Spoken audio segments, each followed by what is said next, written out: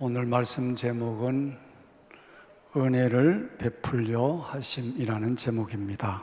신앙생활 할 때에 가장 잘 안 되는 것이 뭔가 하고 이렇게 지켜보면 하나님보다 너무 빨리 의욕이 있거나 야망이 있거나 욕심이 있어서 하나님보다 내가 먼저 빨리 움직이는 게 그게 가장 잘 안 됩니다. 오늘 성경 본문에 여호와는 정의의 하나님이니 그를 기다리는 자마다 복이 있다. 잘 못 기다려요. 때를 잘 못 기다리고 하나님이 복 주시는, 또 하나님이 일하시는, 하나님이 인도해 가시는 하나님의 움직임보다 의욕이 너무 앞서거나 욕심이 너무 빨리 작동을 하거나 이런 부분이 되면 시간이 지나고 나면 열매가 없고 하나님의 은혜의 때를 놓쳐버리는 경우들이 너무너무 많습니다. 신앙생활에서 이 부분이 가장 잘 안 되는 부분인데, 오늘 말씀을 잘 받으시면서 은혜의 때 하나님의 인도하심을 잘 따라서 하나님의 은혜를 경험하고 승리하는 여러분 되기를 축복합니다. 오늘 이사야서 30장 말씀을 우리가 함께 받았는데, 이 말씀을 기초해서 실제로 한 사건, 사무엘하 14장부터 사무엘하 17장에 있는 말씀을 하나의 스토리를 여러분에게 들려드리면서 함께 은혜 받기를 원합니다. 구약 성경의 성군이라면 다윗을 꼽게 되는데, 다윗의 자녀들 가운데 탁월한 자녀들이 있는데 그 중에 대표적인 자녀가 압살롬과 아도나이라고 하는 아들입니다.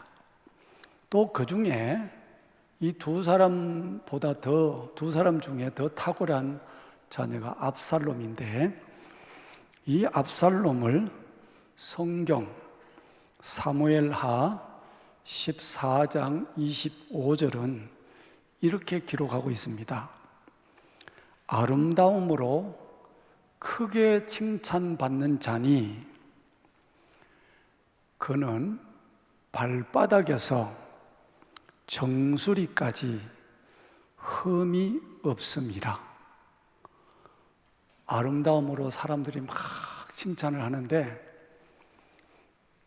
여기 정수리부터 시작해서 이 발바닥까지 흠 잡을 데가 없다는 거예요. 괜찮죠? 멋있는 인간인데 너무 멋있어요. 왕자 중에 이렇게 멋있으니까 아마 아버지 왕 다윗도 그 압살롬을 보면서 참 마음이 흡족했을 거고, 주변의 사람들도 다 좋아했을 것 같아요. 그런데 문제는 이제 본인이 너무 의욕이 앞서고 하나님의 때가 아닌데 욕심이 앞서서 자기를 위해서 병거를 준비하고 말들을 준비하고 호위병 50명을 자기 앞에 세웠습니다. 딱 폼을 딱 잡았습니다. 왕자로서 세력을 형성을 했네요. 그리고는 사람들의 환심을 사기 위해서 백성들의 송사, 백성들이 억울한 일이 있어서 왕궁 주변으로 몰려들면 그거를 빨리빨리 식솔들을 다 이렇게 배치를 해서 그거를 딱 캐치를 해서 뭐 때문에 왔냐 이렇게 묻고, 여차여차 이만저만한 일로 왔습니다. 그러면 야, 그 왕에게 찾아간들 되겠냐? 누구에게 찾아간들 되겠냐? 내가 그걸 해결해 줄게 이러면서 사람들의 환심을 샀습니다. 이런 압살롬의 행위를 성경은 이렇게 표현했습니다. 사무엘하 15장 6절입니다. 사무엘하 15장 6절 같이 보겠습니다. 시작.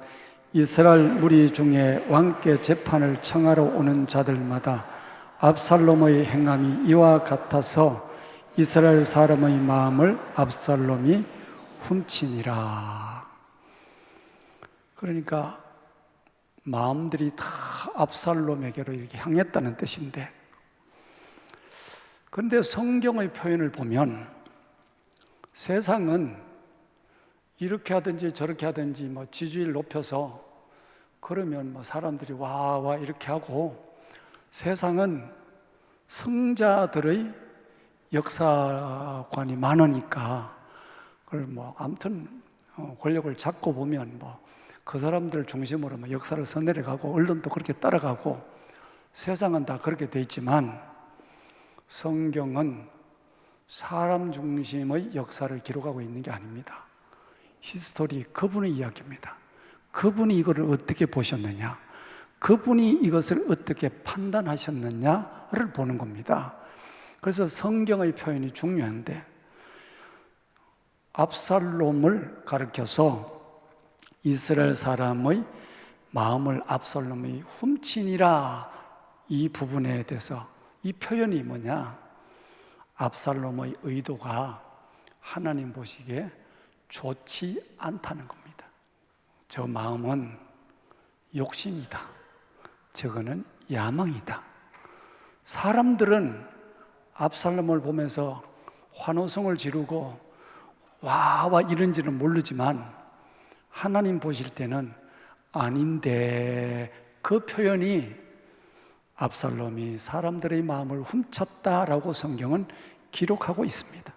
이 압살롬이 사람들의 마음을 자기에게로 다 이렇게 끌어모아가지고 상당한 지지율이 올랐을 때에 마침내 깃발을 들었습니다. 수많은 신료들이 압살롬이 굉장히 인기를 얻으니까 그쪽으로 또 다 줄을 섰습니다. 그리고 마침내는 자기가 왕이라고 나팔을 불었습니다. 이렇듯이 이스라엘의 모든 인심이 압살롬에게로 다 향하게 되었습니다. 이 부분을 사무엘하 15장 13절은 이렇게 기록해요. 사무엘하 15장 13절, 이스라엘의 인심이 다 압살롬에게로 돌아갔나이다. 다윗의 신하들이 다윗에게 보고한 내용이에요. 인심이 다 왕자인 압살롬에게로 다 갔습니다. 옛날이나 지금이나 지지율이 높으면 정치인들이 정신을 못 차리고 그렇게 세상이 다 자기 중심으로 돌아가야 된다는 그런 생각을 하게 됐지요. 그거는 옛날이나 지금이나 비슷해요. 역사의 기록을 보면. 또 어떤 사람이 지지율이 높으면 사람들이 다 또 그쪽으로 또 선을 대서 줄을 쭉 서요. 그러고 보면 사람이라는 존재가 참 보잘것없어요. 뜻도 없고 의도 없고, 어떤 사람이 권력을 잡을 것 같으면 그쪽으로 줄을 쫙 서가지고 막 찬양가를, 용비어청가를 불러대는 것이 옛날이나 지금이나 똑같은 현상입니다. 그렇게 되니까 상황이 그렇게 급박하게 돌아가자 다윗은 신하들과 함께 도망을 가게 됩니다. 야, 여기 있다가는 죽겠다 해서 왕이 신하들과 함께 도망길에 올랐습니다. 압살롬이 그만큼 대세를 얻었다는 것이고 치밀하게 계획을 해서 여기까지 마침내 왕궁을 차지하고 이제는 천하 모든 부분이 다 자기를 향해서 쳐다보도록 만들었습니다. 압살롬이 이렇게 된 연유에는 이유가 있었는데, 성경을 보면 아이도벨이라는 책사가 있었기 때문인데, 이 아이도벨에 대해서 성경이 뭐라고 말씀하시는지를 읽어보겠습니다. 사무엘하 16장 23절입니다.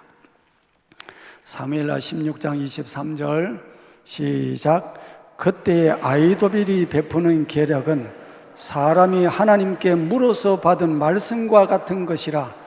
아이도벨의 모든 계략은 다윗에게나 압살롬에게나 그와 같이 여겨졌더라. 이 아이도벨이 계책을 내는데 이 계책이 얼마나 신출귀몰하고 얼마나 딱딱 맞아 떨어지는지 마치 사람이 하나님께 물어서 받은 말씀과 같다는 거예요. 야, 저거는 기가 막힌 계책이다. 어쩌면 그런 계책을 낼까? 마치 하나님께서 그냥 앞뒤 문맥을 다 아시고 그렇게 하시는 것처럼 그렇다는 거죠. 이 정도의 책략을 갖고 있는 사람이 압살롬의 책사가 되어서 지금까지 상황을 쭉 이끌어 왔습니다. 이제 왕궁을 차지하고 대세를 얻은 이 압살롬이 아주 중요한 결정을 해야만 했습니다. 그래서 책사인 아이도벨을 불러서 물었습니다.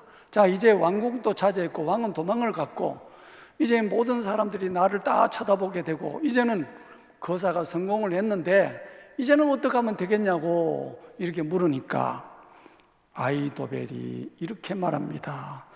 사무엘하 17장 1절에서 3절까지 좀 긴 말씀이지만 읽어보겠습니다. 사무엘하 17장 1절부터 시작. 아이도벨이 또 압살롬에게 이르되 이제 내가 사람 12,000명을 택하게 하소서. 오늘 밤에 내가 일어나서 다윗의 뒤를 추적하여 그가 고나고 힘이 빠졌을 때에 기습하여 그를 무섭게 하면 그와 함께 있는 모든 백성이 도망하리니 내가 다윗 왕만 쳐 죽이고 모든 백성이 당신께 돌아오게 하리니 모든 사람이 돌아오기는 왕이 찾는 이 사람에게 달렸음이라. 그리하면 모든 백성이 평안하리이다. 기가 막힌 계책을 냈어요. 나에게 병사를 12,000명만 주십시오. 그러면 막 추격을 해서 그가 고나고 힘이 빠졌을 때 기습해서 그를 무섭게 만들면 그 주변에 있는 다윗 왕을 따랐던 사람들이 다 도망가고 흩어지면 다른 사람들을 칠 것도 없습니다. 내가 다윗 왕만 죽일 겁니다. 그러면 이제는 아무런 장애물이 없습니다. 이제는 진짜 왕자님이 진정한 왕이 됩니다. 그래서 압살롬이 들어보니까 또 거기에 남아있는 장로들이 다 들어보니까 맞대는 거야. 야, 기가 막힌 계책이로다. 그런데 압살롬이 갑자기 이런 생각을 하는 거예요. 그래, 참 좋은 계략인데 후세라고 하는 사람을 한번 불러서 한번 들어보자 라는 거야. 후세가 누구냐? 아이도벨과 상벽을 이루는 책략가인데 이 사람은 늘 다윗 왕을 이렇게 받드는 그런 사람이에요. 근데 이 사람이 다윗이 도망갈 때 후세가 따라가서 왕이여, 내가 끝까지 왕을 잘 모시겠습니다. 그러니까 다윗이 아니다. 너는 날 따라오면 안 되지. 너는 왕궁에 남아서 다른 사람과 더불어서 압살롬 왕 만세 이렇게 부르면서 네가 거기 남아있어라. 남아있다 보면 너가 거기서 할 일이 있을 거다. 그렇게 해서 다윗이 그 사람을 남겨놓고 도망을 가요. 그 후세를 압살롬이 불러요. 아이도벨은 이러이러한 계책을 냈는데 당신 생각은 어떻소? 하고 이렇게 물으니까 후세가 이렇게 이야기를 하는 겁니다. 사무엘하 17장 7절부터 제가 읽어가면서 말씀을 드리겠습니다. 자막을 띄워주시면 후세가 7절입니다. 후세가 압살롬에게 이르되 이번에는 아히도벨이 베푼 계략이 좋지 않는 것 같습니다. 이제 타이틀을 딱 붙였어요. 아히도벨이 이번에 낸 계책은 좋지 않는 것 같습니다. 8절 후세가 말하기를 왕도 하시거니와 왕의 아버지 다윗이지요? 왕의 아버지와 그의 추종자들은 용사입니다.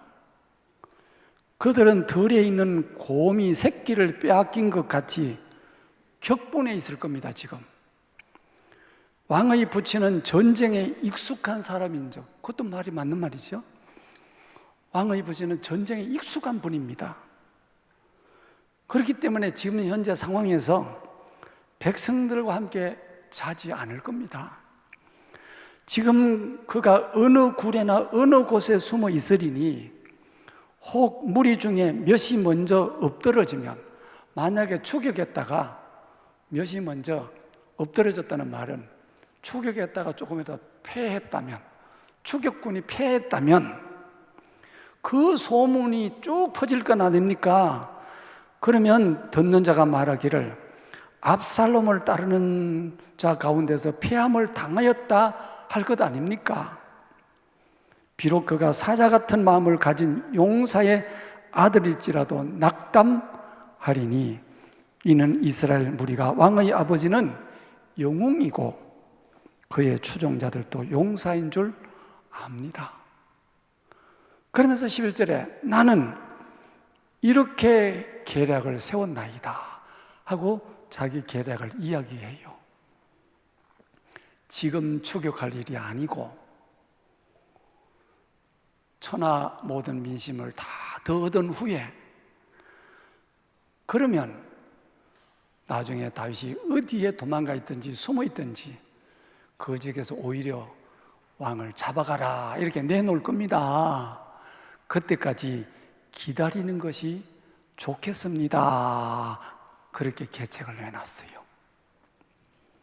그랬더니 14절 14절 시작.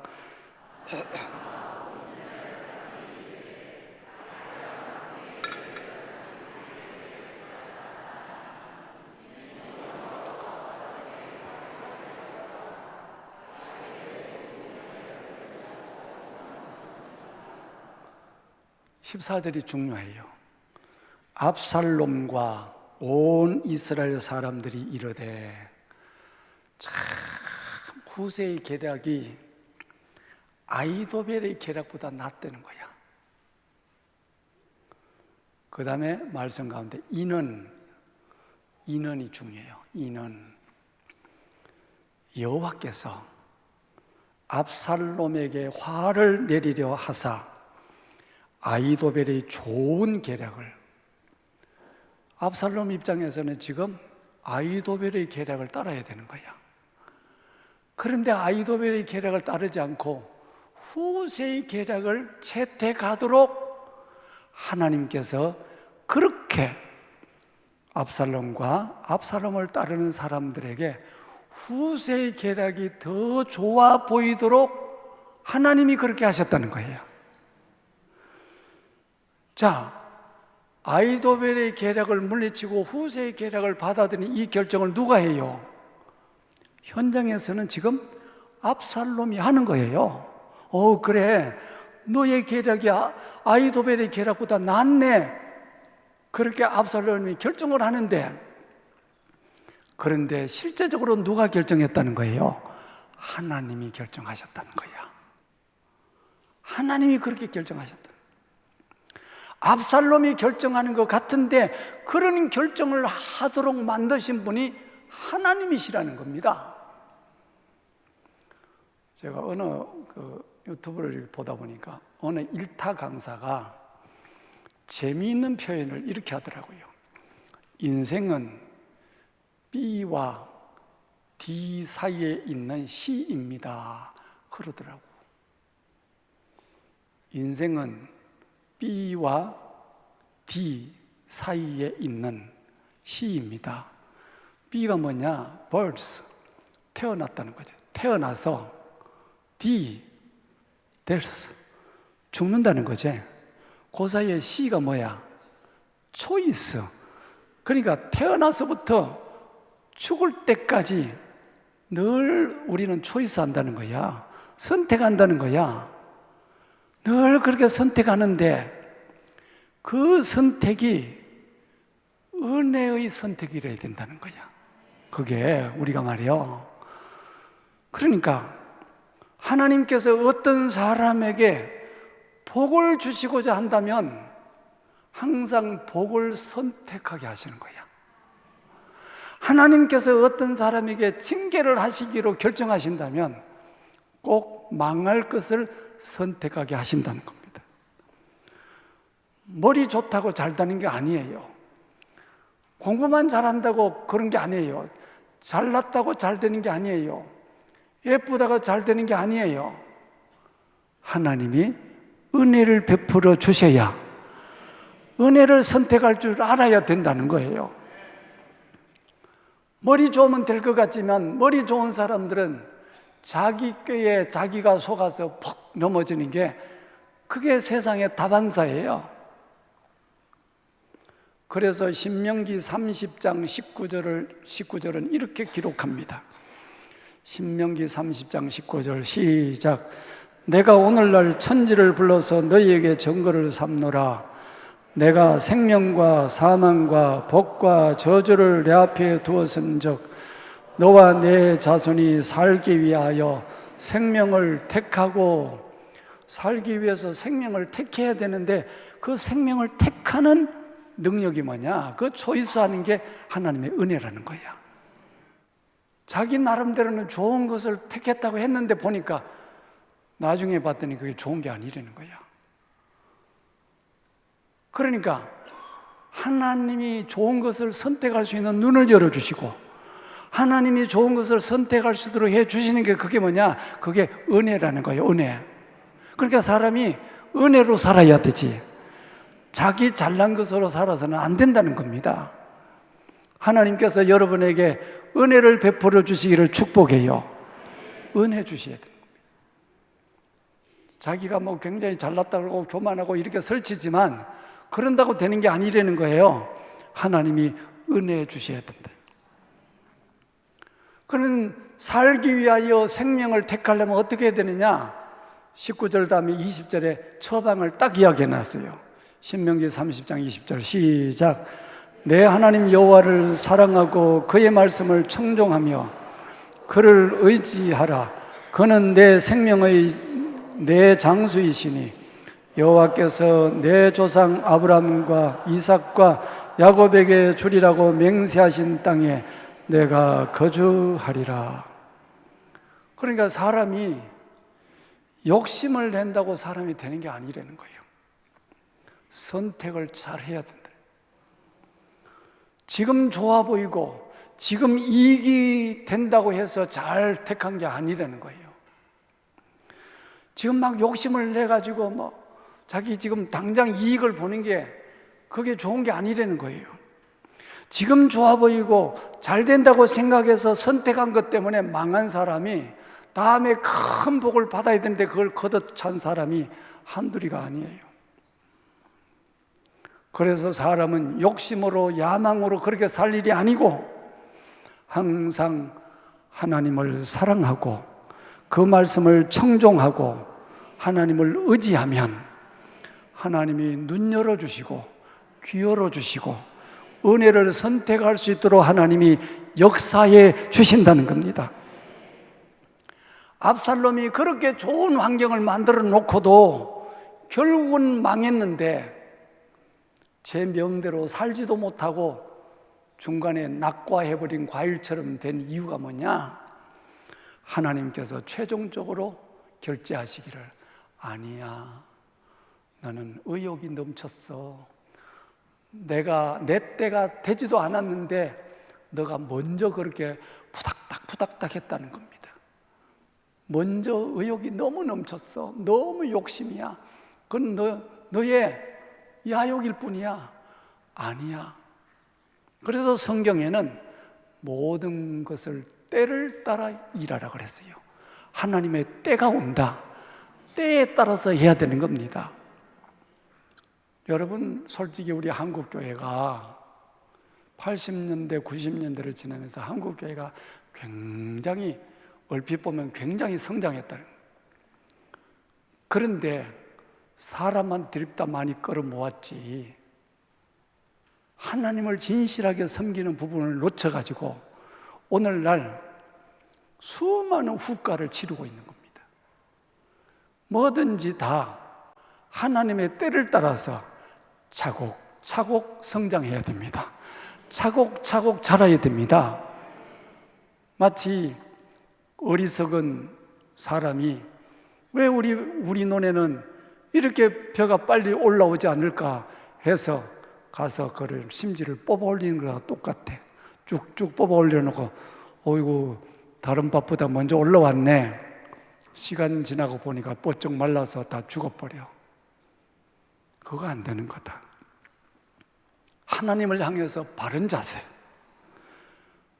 은혜 받고 능력 받고 하나님을 향해서 올바르게 내가 최종 결재권자는 하나님이시다. 하나님 앞에 여러분들이 믿음 생활 바로 하기를. 신앙생활하면서 가장 어설픈 게 뭐냐? 교회를 다니다가 뭐 사람들 때문에 누구 때문에 상처를 받았대. 그래서 뭐 그냥 나 시험 들어서 뭐 교회를 나오니만이고. 그게 가장 어설픈 거야. 복을 그 사람이 줘? 사람이 주는 게 아닙니다. 하나님께서 복 주시는 겁니다. 하나님이 역사하시는 겁니다. 무슨 일이 있어도 수많은 사람들이 그렇게 해도 그걸 다 이기고 너가 나한테 그러지만 나는 넘어지지 아니하리라. 나는 은혜를 받으리라. 나는 하나님을 바로 섬기리라. 나는 하나님 앞에 똑바로 이렇게 살리라. 꼭 하나님을 자기가 섬겨야지. 하나님 앞에 성실하기를 원해야 되지. 그렇게 하나님 앞에 여러분이 차리엇 자세 바로 딱 하고 하나님을 잘 섬기는 은혜가 있기를 주의 이름으로 축복합니다. 은혜를 주시는 분이 하나님이시다. 여러분의 삶을 세워주시는 분이 하나님이시다. 하나님을 바라보고 하나님의 때를 기다렸으면 압살롬이 왜 이렇게 망하겠어요? 기다리고 있으면 자기 잘난 것 왕도 알고 천하 사람이 다 잘 아는데 왜 그렇게 조급하냐고, 왜 그렇게 급하냐고. 급하면 안 되는 겁니다. 성도들은 늘 깨어 있지만 하나님의 때에 맞춰서 그 일을 하는 거지만 성도들은 좀 느긋해야 됩니다. 느긋하라 그러니까 뒤로 나자빠지거나 푹 퍼져 있는 게 아니고 하나님의 때가 언젠가 여기만 깨어 있는 거지 너무 의욕적으로 막 이렇게 하면 하나님의 때를 놓치는 겁니다. 성도는 항상 하나님의 때를 기다려야 됩니다. 주님께서도 말씀하시기를 아직도 내 때가 되지 않았습니다. 때 이랬습니다. 항상 때를 놓치지 않고 하나님의 때를 따라서 이제는 내 때가 되었다. 이때는 아직도 내 때가 아닙니다. 이게 굉장히 중요해요. 신앙생활하는데 그게 굉장히 중요합니다. 그거를 잘 알려면 어떻게 되느냐? 평소에 말씀과 기도 생활, 평소에 은혜 받는 생활, 평소 영적으로 잘 되는 생활, 평소에 이거를 잘 해야 됩니다. 그래야 하나님이 은혜 베풀어 주실 때 은혜의 때를 따라서 잘 살 수 있습니다. 그렇게 여러분의 신앙생활이 하나님 앞에 잘 세워져가는 은혜가 있기를 주의 이름으로 축복합니다. 따라합시다. 하나님은 나에게 은혜를 주시는 분이다. 할렐루야. 그러니까 조급하지 마시고, 아멘. 의욕이 너무 앞서지 말고, 욕심 부리지 말고, 누구를 미워하지 말고, 아멘. 천천히 가도 다 호주머니 채워주십니다. 천천히 해도 됩니다. 너무 그렇게 막 욕심 부려가면서 누구를 미워해가면서 그렇게 살지 말고 늘 법도대로, 규례대로, 율례대로. 아이고 그렇게 하면 언제 됩니까? 그러면서 막 거짓말하고 사기치고 막 이렇게 그러지 말고 그냥 당한다, 손해본다.